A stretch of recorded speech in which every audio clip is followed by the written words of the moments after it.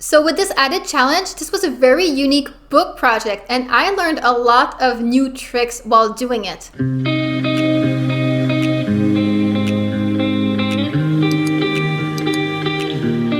Hello everyone! Welcome to Art Business with Ness. I'm Ness and I'm a professional illustrator. Today I'm explaining my whole process for working on this cute little book about the red-nosed reindeer. So this was only my second book project ever, and it was actually quite a unique project. As you can see, this is a tiny little book. It actually has 24 pages, so it's a full-length book, but it's so tiny, and this is a collection that sells for small prices at drugstores and stuff like that. So this little book here is sold for only $5.95, and so in picture book market, our pay is directly related to how much money the publisher makes. And this process really works in our favor when we work with big publishers with widely distributed book. If the publisher is going to make a buttload of money with that book, your pay can be as much as $20,000, $30,000, or even $60,000 for a simple picture book. Yep, those are actual real numbers that can happen with the top 5, top 10 publishers on those really big projects. But on the other hand, when you're working with a tiny publisher or for a tiny little project, then they can have problems coming up with an actual good budget. So this can work against you. And this is what happened here. This was a tiny little book for a publisher in Quebec. The French-Canadian market is very small to begin with, and this project was, a lower cover price. What they offered me for this project was something like an advance of $1,000 against 5% royalty, which is really not good for a project of 24 pages. You would expect about $6,000 to $8,000 at the minimum. This was pretty bad, and today I would not accept this, but at the time I was just beginning my career. I really wanted the experience, and this was also such a fun little book. Come on, Rudolph the Red-Nosed Reindeer. I love Christmas, and I really wanted to take this project. I was able, though, to negotiate on the scope of the project. So basically, I was super honest with them, and I told them, look, this isn't much money. If I take this, are you okay if I try to cut corners? If I try to do this very fast? If we do a simpler style? If we do this fast? Was really honest with them, and they were okay with it. This was a little cheap book for them. It wasn't one of their big projects. They told me, yeah, sure, do whatever you like. And so we were in business. So now my challenge was to illustrate this book as fast as humanly possible to make the budget worth it while still maintaining a high quality of illustration. This was quite a tight line to walk, and I had to get very creative to make this happen, but in the end it worked out really well. I'm super excited to share with you all of the tips that I use, all of my time-saving measures. Whereas my first book, the Panda book, which was also 24 pages, took me 3 months of full-time work to do, this book only took me 1 month of full-time work to do. So I learned that this is definitely possible, which was very interesting. In book projects, there are things that take a lot of time that are definitely worth it, and there are things that take a lot of time that no one cares about and no one notices. And so I tried to cut down on that second category of things, and it really worked. And today I'm sharing all of my tricks with you. Are you ready? So first, before we get started, if you're new here and you want to see more videos like this, don't forget to subscribe and hit the little bell. The bell sends you notifications every time I upload new videos, so super important in order to not miss any of the advice. All right, let's get started. So I got started with this project like I do every single project with step number 1, character design. There is really no skipping that stage. Even though I was rushing, if I hadn't done the character design, it would ended up being more work for me in the end. You cannot skip this. I don't recommend that you ever do, even if you're rushing. In this book, we had 3 main characters. We had Rudolph, we had the fairy, and we had Santa. So I did the character design stage the same as the usual, except that I prioritized character designs that I knew I would be able to draw very quickly. For me, that means big shapes, very simple designs, simple lines, and really making sure that there's nothing there that can trip me up over and over and over again. On a reindeer character, the horns can be really difficult to do in different angles, so I made sure to have the very simple design that I knew I was able to draw in every angle very easily, and it wasn't going to trip me up. Look at this fairy, it's super simple. The whole body is just a triangle. The simple shapes also make the characters super cute. So in this case, it really was win-win. And the publisher loved my designs, even though they were super easy for me. Yay! Next was step number 2, the thumbnails. The thumbnail stage is super important. It's the most important because all of the planning goes here. It's where I decide every single layout of every single page, decide the angles, decide every single illustrations and how they flow with each other. And in this case, I had the additional challenge of planning it in a way that I knew it wasn't going to take me as much time to do. So it's at this stage that I really put my thinking cap on and came up with several measures in order to save time. The first thing that I did is to choose very simple backgrounds. So as you can see here, it's literally just sky and snow. Super simple, nothing too complicated. Since it's Rudolph, the red-nosed reindeer, I thought it was fair enough because they're in the North Pole. Nothing too complicated that actually works for this story.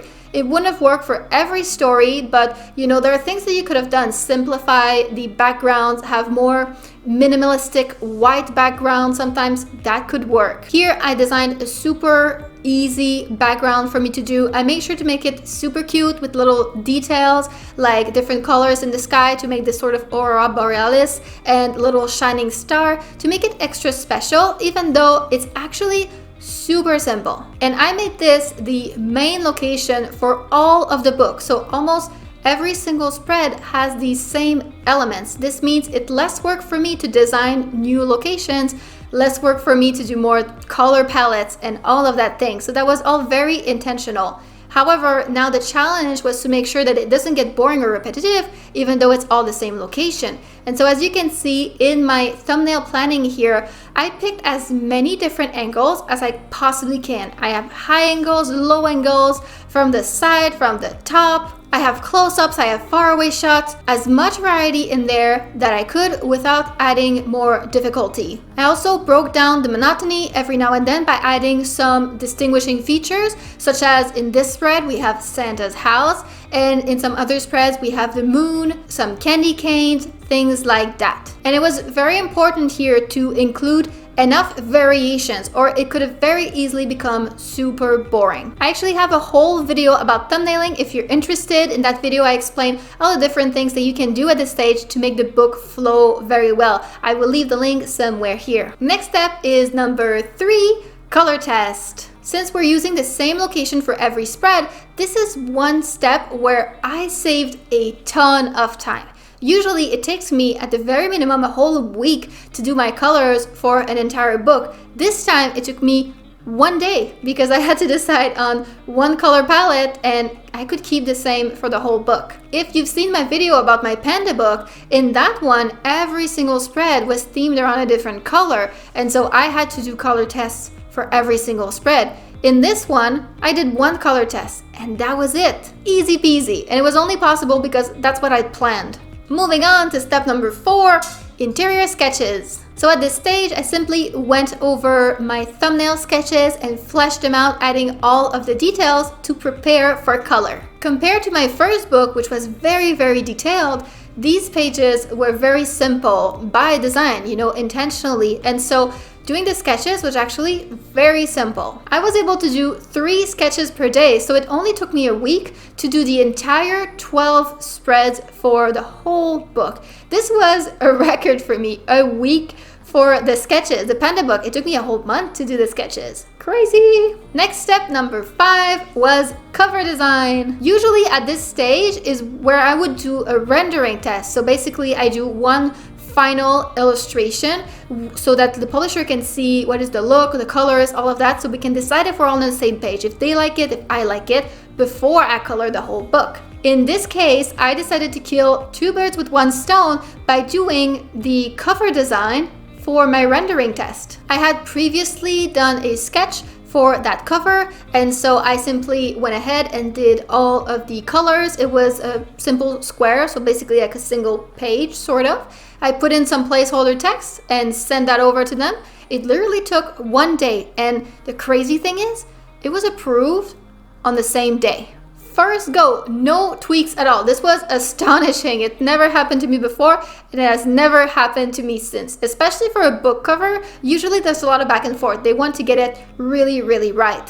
I'm not sure exactly why this was the case this time. There could be many different factors. It could be because it was one of their smaller, cheaper projects that they didn't care to really nail it down. But also, it just kind of turned out that it really worked. Like the first go around, it looked good. It's one of those illustrations that just worked the first time. That happens every once in a while, and it was really cool. They actually even kept my placeholder text. I was really surprised by that. The first book that I'd done with them, they had sent my stuff to their graphic designer who had then done professional text inside, but they kept my placeholder text because they thought it was fine. So it was literally done. Next step, number 6, interior colors. So now I had my sketches, I had my rendering test, I had my color test, all ready to paint all the illustrations. And I really love this stage. It's so zen. All of the decisions are taken. You just have to sit down and paint. The only thing that I did different this time in order to speed up the process was batching, and it ended up saving me so much time. It was kind of life-changing. So I opened all of my pages in Photoshop at the same time, and I went over all of them element by element. So for instance, I did the sky on all the pages, then I did the snow on all the pages, and then I did the flat colors for the reindeer on all the pages, etc., etc. This may not sound like much, but it actually saved so much time because you get into the flow, you get used to it,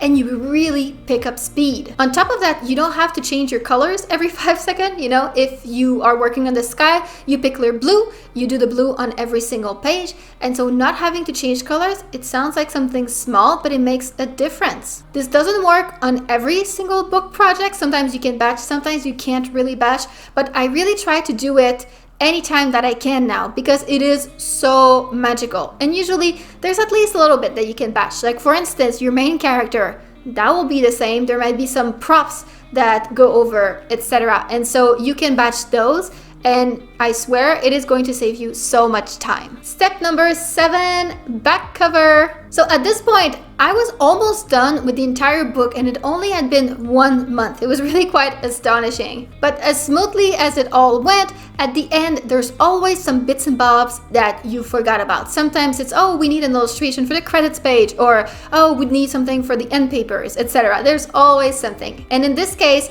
we had completely forgotten to do a back cover. It had just slipped through the cracks. And so here I saved some time by using one of the actual interior illustrations, and I reused it for the back cover. I used this illustration of Rudolph and the fairy flying over the moon, and I just did some very slight modifications, and voila! You can't always do that, but often you can do that. Like on my donut book, for instance, the book designer used my peanuts illustration on the back cover, and it worked just fine. Why make a whole new illustration if you don't need to, right? And in this case, I didn't need to. And just like that, the whole book was done. This was a really fun challenge, and I'm actually so happy with how it turned out. I think that I was really able to get some really good quality for how much corners I cut. And really, the point of these time-saving measures is that when it's done well, you can save time but maintain quality. It shouldn't show that you cut corners. And I think I succeeded here. It's a really cute book, and it actually sells really well. Here's the interesting thing with Christmas books. Of course, they only sell around Christmas, but they sell every year around Christmas. And so even though this book, I only got paid like $1,000, it's actually my first book that earned back its advance. Yep, starting this year, this is the first book where I will be collecting royalty checks for this project. So although this project, the budget really wasn't that impressive at the time, now I will actually be earning passive income through the royalties. So it turned out pretty well. But what about you? Do you also dream of illustrating picture books and seeing your book projects on the shelves at the bookstore or seeing your books in the hands of children. And for sure, it's not easy at all to start a career in picture book illustration. However, I can help you with that. I've decided to share all of my knowledge and all of my insider secrets that I've accumulated over the last 4 years working in the picture book markets with big publishers like Scholastic, Igloo Books, Source Books, etc. I put it all together in a 10-day course that I call the Picture Book Portfolio Prompts course. This is a 10-day course entirely delivered by email, so super convenient. Every single day you will receive in your inbox a lesson full of tips about how to create the very best illustrations for your portfolio in order to impress art director. Every lesson will also include 3 original prompts in order to help you bring out your best potential. I designed these prompts specifically to help you bring out the exact skills that art directors want to see so that they can trust you with a project. So the Picture Books Portfolio Prompts course is open for enrollment now, and best of all, until July 30th, I'm offering it at 50% off. You can get in for only $27. Only $27, and I'm spilling all of my secrets. What it took me 4 years to learn, you can learn in 10 days. How magical is that? The enrollment closes on July 30th, and the actual course will start on August 1st. So you only have a few more days to reserve your spot at this one-time only introductory price. It will never be this low again. So if you're interested, make sure to save your spot now while you can. So are you ready to start the career of your dreams? Go in the description below and I will leave the link where you can go and reserve your seat. But that's it for me today. Thank you so much for coming. I hope that you enjoyed the video, and if you did, then don't forget to like, comment, and subscribe to help our small channel grow. Thank you for being here. I appreciate you, and I will see you in the next video. Bye bye.